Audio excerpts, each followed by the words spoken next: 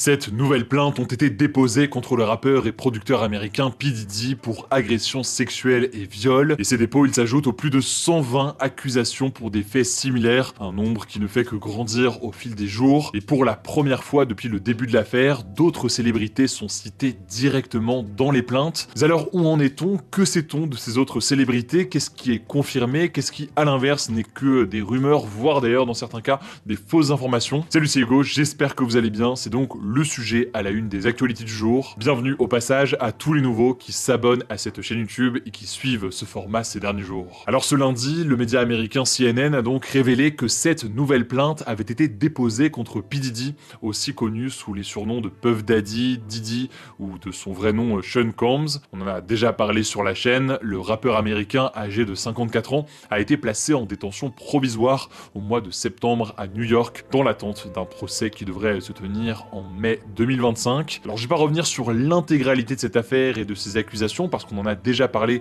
à plusieurs reprises sur la chaîne, mais pour résumer dans les grandes lignes essentielles, il est accusé d'avoir utilisé son empire pour orchestrer un système de trafic sexuel violent pour violer ou agresser sexuellement plus de 120 personnes, dont de nombreuses personnes mineures et extrêmement jeunes dans certains cas, en leur donnant de l'alcool ou des drogues pour obtenir leur soumission. Une affaire donc extrêmement grave, à l'ampleur potentiellement colossale. À noter que P. Diddy, de son côté, dément avoir agressé sexuellement quiconque, adulte ou mineur, homme ou femme. C'est ce qu'indiquent ses représentants qui ont été contactés par CNN. Alors, pour en revenir aux 7 nouvelles plaintes, 2 viennent de personnes qui affirment qu'elles étaient mineures au moment des faits, dont une âgée de 13 ans au moment du viol qu'elle évoque dans sa plainte. Il y a un élément que l'on peut noter avec ces nouveaux dépôts de plainte par rapport à tous les autres, c'est que pour la première fois, d'autres célébrités sont citées et accusées d'avoir, elles aussi,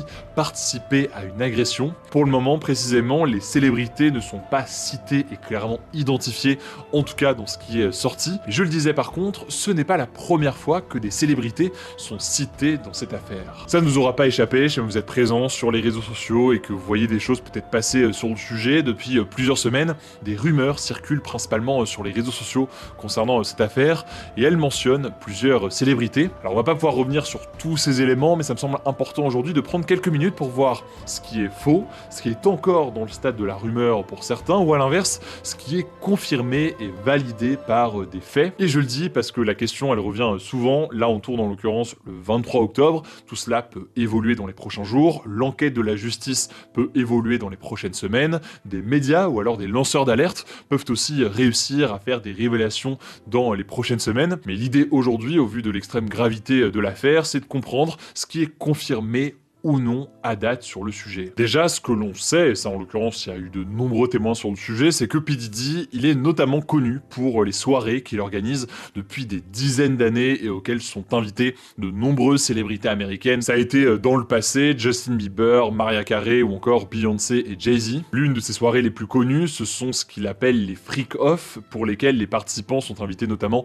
à porter des tenues excentriques. Et c'est notamment dans le cadre de ces soirées, au cours desquelles circulaient beaucoup de drogue, que plusieurs femmes dénoncent des viols et des agressions sexuelles. Du côté de la défense de P. Diddy, je le disais, on assure que tous les participants étaient consentants, mais d'après la justice américaine, ces soirées, je cite, sont le cœur de cette affaire et elles sont intrinsèquement dangereuses. Alors dans une vidéo qui date de 2016 et qui a été authentifiée par CNN, on peut voir la chanteuse Cassie, l'ex du rappeur donc, violentée par P. Diddy dans un couloir d'hôtel alors qu'elle tentait de s'enfuir d'une soirée freak-off selon l'accusation. Mais je vous le disais, sur ces soirées, il y a beaucoup de rumeurs sur les participants, et notamment, en premier lieu, la question de Justin Bieber. En effet, il y a plusieurs vidéos, plusieurs images qui montrent une proximité entre les deux chanteurs, et sur une vidéo de 2009, on peut entendre Diddy parler de Justin Bieber. Justin Bieber, pour le contexte, il était alors âgé de 15 ans, et on entend Diddy dire, je cite, « Ce qu'on fait ensemble, on ne peut pas en parler, mais c'est clairement le rêve pour tout garçon de 15 ans.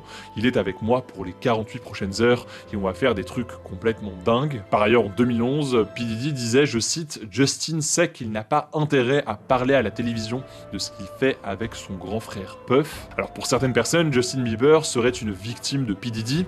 Certaines vidéos montrant leurs interactions devant la caméra iraient dans ce sens selon certains. Mais pour le moment, le chanteur canadien n'a jamais pris la parole sur le sujet, il n'est pas cité dans les plaintes, il n'a pas non plus déposé de plainte lui-même. Pour résumer donc, il se connaissait, il y a aussi ces déclarations de P. Diddy, mais c'est à peu près tout ce que l'on sait aujourd'hui. En tout cas, l'enquête publiquement n'a pas dévoilé d'autres choses. Autre rumeur concernant Jay-Z et Beyoncé cette fois-ci, la chanteuse Jaguar White, invitée par le présentateur britannique Piers Morgan, a affirmé que le couple Jay-Z et Beyoncé était similaire à P. Diddy. Alors le couple, on le disait, hein, il connaît P. Diddy, puisque P. Diddy et Jay-Z ont travaillé pendant de nombreuses années ensemble. Et pour Jay-Z et Beyoncé, ces accusations de la chanteuse sont mensongères, et le présentateur s'est d'ailleurs excusé auprès du couple après l'émission. Ce que l'on peut aussi noter, et ça en l'occurrence c'est factuel, c'est que à ce stade, ni l'un ni l'autre n'ont été cités par les enquêteurs dans cette affaire entourant P. Diddy. Pour l'instant donc, on sait qu'ils étaient proches et qu'ils se connaissaient, mais il n'y a pas plus d'informations. Parlons maintenant de la candidate démocrate Kamala Harris, candidat démocrate donc à l'élection présidentielle américaine qui se tiendra dans tout juste 2 semaines, ce sera le 5 novembre. Alors, une fausse photo d'elle avec le rappeur P. Diddy a été créée